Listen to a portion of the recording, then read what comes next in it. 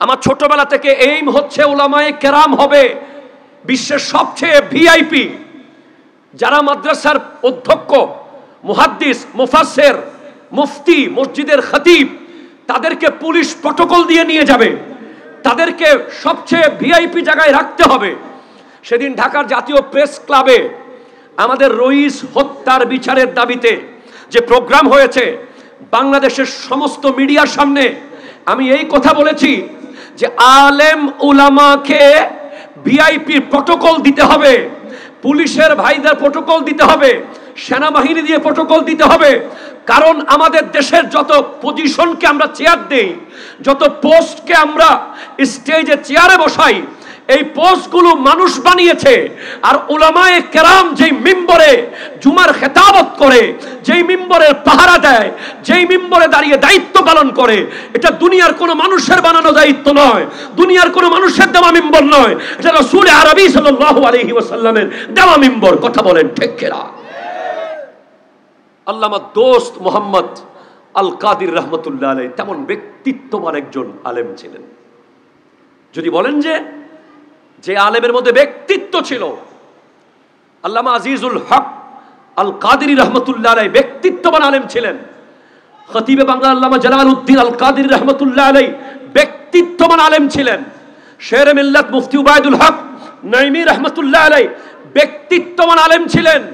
যেখানে সেখানে যেতেন না, যাত্রার সামনে বসতেন না, যাত্রার সামনে হাত পাততেন না, প্রয়োজনে উপোস থাকতেন, কিন্তু নিজের ব্যক্তিত্বকে বিসর্জন দিতেন না। এরাই হলো গোটা বাংলাদেশের আলেম সমাজের আইডল। ঠিক কিনা কথা বলেন?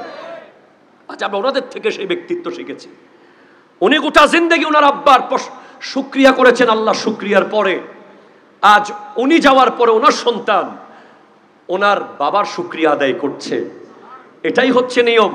উনি গোটা জিন্দেগি শুধু আল্লাহর আনুগত্য শেখান নাই ছাত্রদেরকে, গোটা জিন্দেগি আল্লাহ এবং রাসূলের আনুগত্য শিখিয়েছেন। সুবহানাল্লাহ জোরে বলেন। এবং উনি নামাজ কায়েম করেছেন, যাকাতের দরস দিয়েছেন, যাকাত আদায় করেছেন।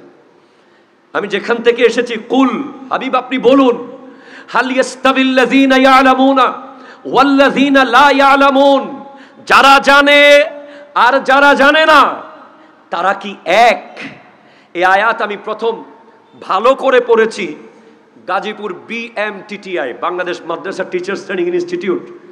সেখানে আমি প্রশিক্ষণ নিয়ে আপনাদের দোয়া, আমার উস্তাদদের দোয়ায় বাংলাদেশের 48টা মাদ্রাসার শিক্ষকদের মধ্যে 200 নম্বরের লিখিত এবং মৌখিক পরীক্ষায় প্রথম হয়েছে আমি।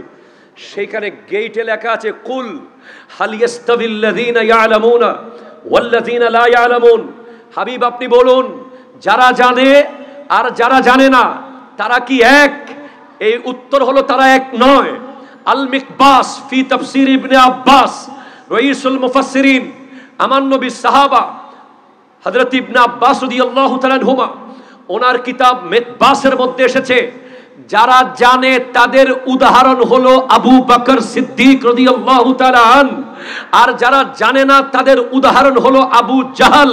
তো যারা জানে তাদের উদাহরণ সিদ্দিক আকবর কেন হবে? সিদ্দিক আকবর কোন বিশ্ববিদ্যালয় থেকে PhD নিয়েছেন, কোন ইউনিভার্সিটির ছাত্র ছিলেন? উত্তর আসবে।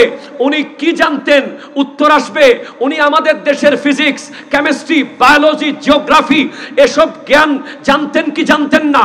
আমাদের জানার দরকার নাই। সিদ্দিক আকবর পৃথিবীর সবচেয়ে দামি জ্ঞান জানতেন, সেটা হলো আল্লাহকে আর রাসূলকে। একটু জোরে বলেন না ভাই সুবহানাল্লাহ।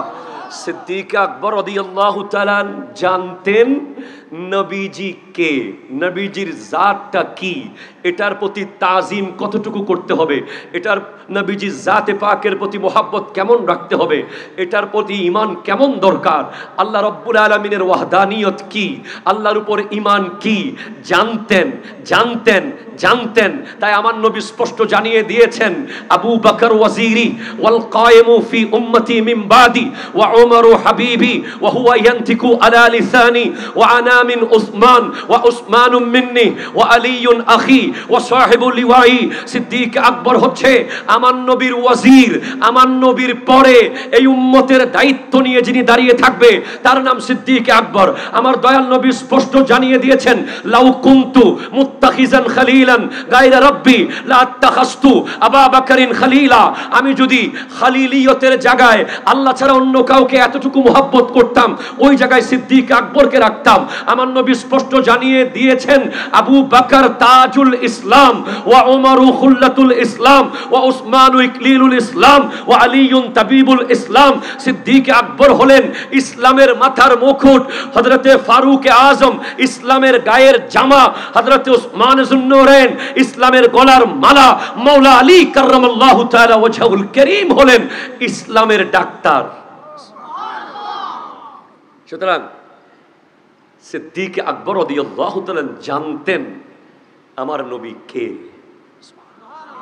এমন জানতেন যে আলা হযরত ইমাম আহমদ রেজা খান ফাজিল বেরলভী रहमतुल्लाह अलैह लिखছেন, कबाब आहू में भी न पाया मजाज दिल की कबाब में है। হরিণের কাবাবে সেই মজা পাই নাই, আমার নবীর প্রেমে পুড়ে যাওয়া দিলের কাবাবে যেই মজা পেয়েছি। নবীর প্রেমে কি আবার দিল পুড়তে পারে? দিল কি আবার পুড়ে নাকি? এটা তো ভিতরে, এখানে আগুন লাগাইলো কে? সিদ্দিক আকবর রাদিয়াল্লাহু তাআলা আনহুর ব্যাপারে একটা ঘটনা আছে। আমি এর আগে আলা হযরতের একটা লাইন বলতেছি।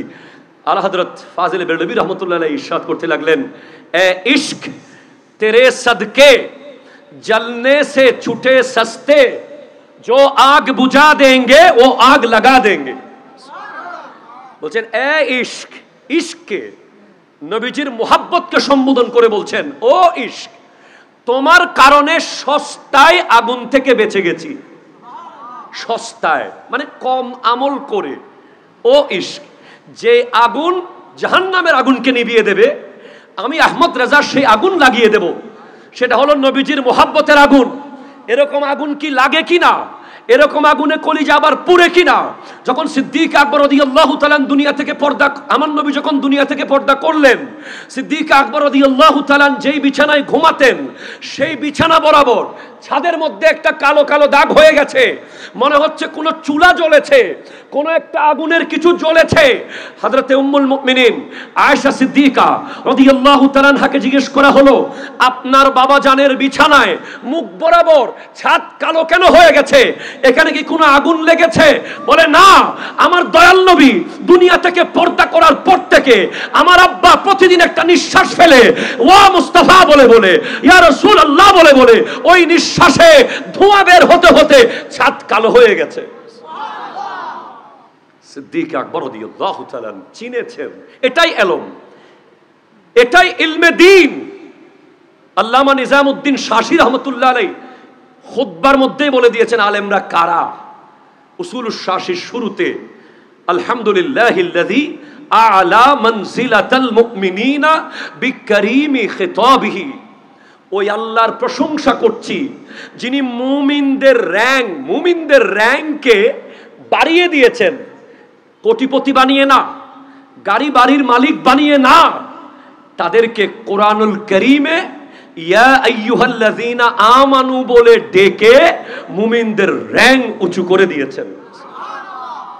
আর মুমিনদের ভেতরে আরেক দলকে স্পেশালাইজ করা হয়েছে, আরেক দলকে আলাদা করে সম্মান দেওয়া হয়েছে, আরেক দলকে ভিআইপি বোঝানো হয়েছে, আরেক দলকে সিগনিফিক্যান্সি বোঝানো হয়েছে, আরেক দলের মূল্য বোঝানো হয়েছে। দুনিয়া না বুঝলেও আল্লাহ বুঝিয়েছেন কি, ওয়ারাফা দারাজাতাল আলিমিনা বিমানি কিতাবিহি, মুমিনদের ভিতর থেকে আলেমদেরকে আরো উঁচু করে দেওয়া হয়েছে। কি কারণে আলেমরা এত সম্মানিত? কেন আলেমকে আপনি সম্মান করবেন? আলেমের এত মূল্য কেন? কারণ যারা আলেমে দ্বীন তারাই কোরআনুল কারীমের সঠিক তাফসীর এবং তথ্য বোঝে। এই যে আমার পাশে হুজুর বসে আছেন, উনি কে এটা আপনি এখন বুঝবেন না। স্টেজে আপনাকে জামিয়া আহমদিয়া সুন্নিয়া কামিল মাদ্রাসার তাফসীরের ক্লাসে গিয়ে বসতে হবে।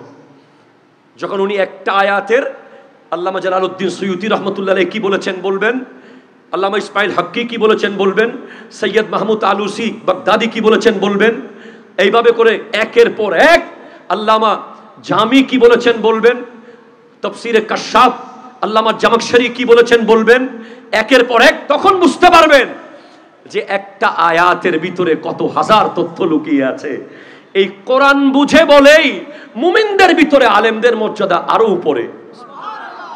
আর আলেমদের ভিতরে যারা আরো উপরে, যারা আমাদেরকে জানিয়ে দিয়েছেন কাত্তুতরাকু হাকাইকুল আলফাস, কোন জায়গায় শব্দের হাকিকত তরক করতে হবে, কোন জায়গায় হাকিকত নেওয়া যাবে, দালালাতুল উরুফ, মহল্লে কালাম, এই উসুলের বিষয়গুলো যারা জানিয়ে দিয়েছেন, আল্লাহর আয়াতের মনসা, রব্বুল আলামিনের ইচ্ছা কি এই আয়াত দ্বারা, হাদিস দ্বারা আমার নবীজির ইচ্ছা কি, একেবারে ডিপে গিয়ে যারা গভীর থেকে গভীরে গিয়ে যারা আয়াতের মূল রহস্য আমাদের সামনে বের করে এনেছেন, তারা হলো মুস্তাখরিজ, মুস্তামবিত ওয়া খাসসাল মুস্তামবিতিনা মিনহুম বিমাজিদিল ইসাবাতি ওয়া সাওয়াবিহি।